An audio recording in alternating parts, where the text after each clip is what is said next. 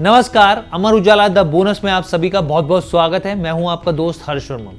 किसी शेयर में जब तबाही आती है ना तो संभलने का मौका भी नहीं मिलता और यही स्थिति केपीआईटी टेक्नोलॉजीज के शेयर में देखने को मिल रही है। बुरी तरीके से स्टॉक जो है वो क्रैश हो गया। पहले 10% तक टूटा, फिर 16% के भी पार निकल गया और आप देखिए देखते ही देखते कंपनी का करीब 6000 करोड़ का मार्केट कैप जो है वो साफ हो गया। भारी चपत लगी है निवेशकों को।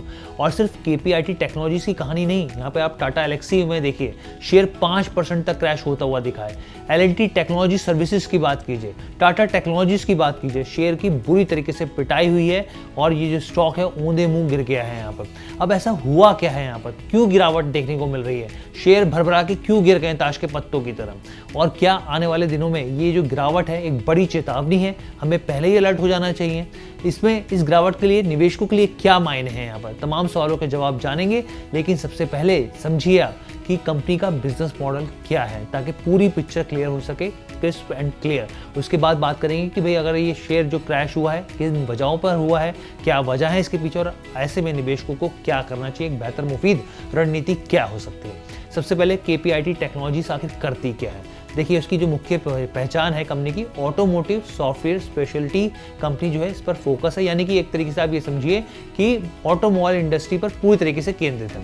ये कंपनी बनाती क्या है, ईवी सॉफ्टवेयर, यानी कि जो इलेक्ट्रॉनिक कार के जो पूरे सिस्टम को कंट्रोल करने वाला जो सिस्टम होता है ये वो तैयार करती है। इसके अलावा और भी बहुत सारी चीज़ें, बहुत इंपॉर्टेंट चीज़ें, बैटरी मैनेजमेंट सिस्टम, बैटरी की हेल्थ पर नजर रखती है, यहाँ पे इस तरह के सिस्टम्स तैयार करती है। यहाँ पे सॉफ्टवेयर डिफाइंड व्हीकल, ऐसी कार जिसमें ज्यादातर फीचर सॉफ्टवेयर से ही कंट्रोल किए जाते हैं। एसडीवी इस लिहाज से बहुत इंपॉर्टेंट हो जाता है। ऑटोनोमस ड्राइविंग सॉफ्टवेयर, टेस्ला की गाड़ियों में आप देखते हैं इस तरह की चीज़ें, और भी बहुत सारी गाड़ियों में जो है एक्सपेरिमेंट चल रहा है। कार खुद से चलाने में मदद करने वाली जो सॉफ्टवेयर है इस लिहाज से काफ़ी ज़्यादा इंपॉर्टेंट हो जाता है। Advance driver assistant system, driver की सुरक्षा के लिहाज से काफ़ी इंपॉर्टेंट हो जाता है। और भी कनेक्टेड कार टेक्नोलॉजीज के सॉफ्टवेयर ये कंपनी डेवलप करती है, इस लिहाज से बहुत इंपॉर्टेंट हो जाता है। इसके ग्राहकों की लिस्ट देखेंगे तो आप देखेंगे कितने बड़े बड़े नाम हैं। BMW, Mercedes Benz, Renault, Volkswagen, Honda, Volvo, General Motors, तो ये तमाम बड़े नाम निकल कर आते हैं। अब स्टॉक में क्रैश आखिर हुआ क्यों, क्या हुआ आखिर, ये पूरी कहानी क्या है। देखिए दरअसल केपीआईटी टेक्नोलॉजीज ने FY27 की पहली तिमाही के लिए बिजनेस अपडेट जारी किए। और बिजनेस अपडेट क्या थी इसको थोड़ा सा समझना होगा, इसी की वजह से निवेशकों की चिंता काफ़ी ज़्यादा बढ़ती हुई दिखी। कंपनी ने खुद माना कि जून तिमाही में उसका जो रेवेन्यू और मुनाफा है वो पहले की एक्सपेक्टेशन यानी कि जो अनुमान है उससे काफ़ी कमज़ोर रह सकता है। कंपनी ने प्रॉफिट वार्निंग तक जारी करी है और उन्होंने कहा है कि Q1 FY27 में उसका जो प्रदर्शन है वो उम्मीद से काफ़ी कमज़ोर रहेगा। डॉलर रेवेन्यू में सालाना आधार पर साल दर साल के हिसाब से देखें तो करीब 1% की गिरावट का अनुमान है, जबकि कांस्टेंट करेंसी के आधार पर देखें, तिमाही दर तिमाही के आधार पर देखें तो रेवेन्यू में 4% की गिरावट की आशंका जताई जा रही है। अब हम इसको थोड़ा सा और डीप डाइव करते हैं। कांस्टेंट करेंसी का मतलब है कि करेंसी के उतार चढ़ाव को नजरअंदाज करके सिर्फ असली बिजनेस की कमाई मापना, यानी कि पिछले साल की तुलना में कंपनी की जो कमाई है वो घटी है और घटती हुई आगे भी दिख सकती है। जबकि कांस्टेंट करेंसी क्वार्टर बताता है कि कंपनी का जो वास्तविक कारोबार है, जो ओरिजिनल बिजनेस है, वो पिछली तिमाही के मुकाबले और भी ज्यादा कमजोर होता हुआ दिख सकता है। यानी कि दो बड़े पैरामीटर और दोनों कमजोर की स्थितियां साफ तौर पर दिखा रहे हैं। अब सवाल उठता है भाई अचानक आखिर हुआ क्या, ऐसा क्यों हो गया, कमाई घटती हुई दिख सकती है भाई।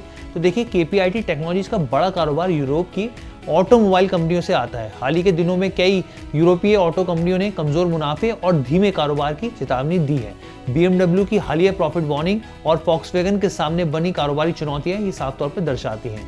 इनमें सबसे अहम बात यह है कि जो BMW है वो केपीआईटी का सबसे बड़ा ग्राहक है, जो कि कंपनी के कुल रेवेन्यू में लगभग 12% योगदान देता है। कंपनी का कहना है कि जो उनके कस्टमर है वो कंपनियों ने हाल ही में अपने खर्च घटाने यहाँ पे शुरू कर दिए और ऐसे में केपीआईटी तुरंत अपने खर्च कम नहीं कर सकती है, क्योंकि कर्मचारियों की सैलरी, इंफ्रास्ट्रक्चर और जो दूसरे निश्चित खर्च होते हैं उसको तुरंत घटाना आसान नहीं है। अब आप सोचिए ना, आप खुद सोच के देखिए, एक तरफ कंपनी की कमाई घटने की आशंका है, वो खर्चे एकदम से कैसे कम हो जाएंगे, किसी को सैलरी कम देना शुरू कर देंगे क्या एकदम से, ऐसा नहीं होता। जो एक कंपनी यहाँ पर अनुमान लगा के चलती है तो उसमें एकदम से घटाना वो काफ़ी मुश्किल हो जाता है। इसी वजह से कंपनी को उम्मीद है कि जो Q1 है उसमें सिर्फ रेवेन्यू में ही नहीं बल्कि EBITDA margin, net profit margin में भी बड़ी गिरावट देखने को मिल सकती है।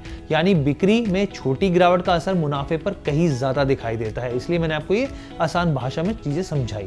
इसके बाद अब वैश्विक ब्रोकरेज फर्म जो जेपी मॉर्गन है उसने अपने अनुमान को घटा दिया है इस खबर के आने के बाद। उनका साफ तौर पे मानना है कि FY27 में जो कंपनी है वो कमज़ोर देखने को मिल सकती है और यहाँ तक कि ये दूसरा ऐसा साल है जहाँ पर ऑर्गेनिक रेवेन्यू में साफ तौर पे गिरावट दर्ज की जा रही है, यानी कि ये पहली बार नहीं है, ये दूसरा साल है लगातार जहाँ पर जो है ऑर्गेनिक रेवेन्यू जो कमाई है उसमें गिरावट दिख रही है। यहाँ पे FY26 में ऑर्गेनिक रेवेन्यू लगभग 1.4% घटा था, FY27 में ये करीब 2.6% की गिरावट साफ तौर पे दिखा रहा है, जो कि अभी तक कंपनी की तरफ से निकल के चीज़ें आई हैं।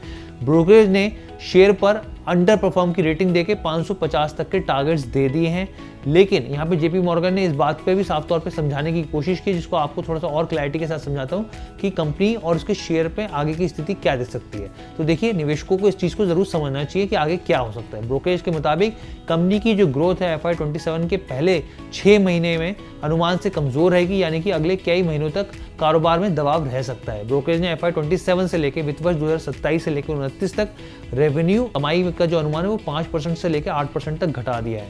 अब आप सोचिए कि कितना बड़ा नंबर जो है वो यहाँ पे घटता हुआ दिख रहा है।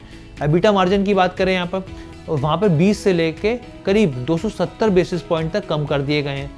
अर्निंग पर शेयर, ये जो प्रति शेयर के हिसाब से आय होती है, बहुत इंपॉर्टेंट पैरामीटर होता है, 9 से लेके 22% तक घटा दिए यहाँ पे। और वैल्यूएशन की बात करें तो सोचिए कितना बड़ा यहाँ पे जंप देखने को मिला नीचे के लिहाज से, 21x से घटाकर 17x कर दिया गया है। अब निवेशकों के लिए यहाँ पे साफ तौर पे क्या संकेत है, और फिर मैं आऊँगा तो दूसरे स्टॉक जो गिर गए हैं उन पर आपको किस तरीके से यहाँ पे सोचना चाहिए, यहाँ पे क्या हो सकता है, वो स्टॉक क्यों गिरे हैं। देखिए, निवेशकों के लिए संकेत ये है कि KPIT टेक्नोलॉजीज अभी भी EV, सॉफ्टवेयर डिफाइंड व्हीकल या फिर ऑटोनोमस ड्राइविंग या फिर यहाँ पे और दूसरे सॉफ्टवेयर की बात करें, एक मजबूत लॉन्ग टर्म सेक्टर के हिसाब से उस पर काम कर रही है। लेकिन फिलहाल यूरोप की जो ऑटो इंडस्ट्री में कमजोरी है, बड़े ग्राहकों के जरिए खर्च घटाने का असर जो है वो कंपनी के प्रदर्शन पर साफ तौर पर दिख रहा है। और यही वजह है कि टाटा एलेक्सी जैसा शेयर भी जो है वो क्रैश हो गया, क्योंकि दरअसल टाटा एलेक्सी और KPIT टेक्नोलॉजीज का करीब अगर आप बिजनेस को उठा के देखें तो 70 से 80% बिजनेस जो है वो एक जैसा है। खासकर ऑटोमोटिव इंजीनियरिंग में जो ये बिजनेस है लगभग 70 to 80% एक जैसा है। दोनों कंपनियां सॉफ्टवेयर बनाती हैं, इंजीनियरिंग सर्विसेज देती हैं, कार कंपनियों के लिए R&D करती हैं, रिसर्च एंड डेवलपमेंट यानी, और EV और खासतौर पर ADAS पर काम करती हैं। और ऐसे में यूरोप में टाटा एलेक्सी का भी एक्सपोजर है, वहाँ मांग घटने का मतलब साफ तौर पे है कि कमाई घटने होगा और शॉर्ट टर्म में निवेशकों को जो है वो साफ तौर पे असर देखने को मिल सकता है। अब निवेशकों को यहाँ पे समझने वाली बात क्या रहेगी, हमें यूरोप की ऑटो कंपनियों का कारोबार जो है वो अगर जब तक सुधरेगा नहीं, स्थिति बेहतर होती हुई नहीं दिखेगी। KPIT दोबारा मजबूत ग्रोथ की राह पर कब लौटेगा ये देखना होगा। फिलहाल ब्रोकरेज का तो मानना यही है कि FY27 में कंपनी के लिए एक चुनौतीपूर्ण साल रह सकता है। हालांकि कंपनी का साफ तौर पे कहना है कि FY27 के आखिरी 6 महीनों में जो स्थितियां हैं वो जरूर बदलती हुई दिख सकती है, लेकिन शुरुआती 6 महीनों में स्थितियां जो है वो फिलहाल के लिए खराब दिख रही हैं। तो ये ओवरऑल पिक्चर थी जो मैंने आपके सामने रखी। उम्मीद करते हैं आपको पसंद आया होगा। फिलहाल इजाजत दीजिए, धन्यवाद।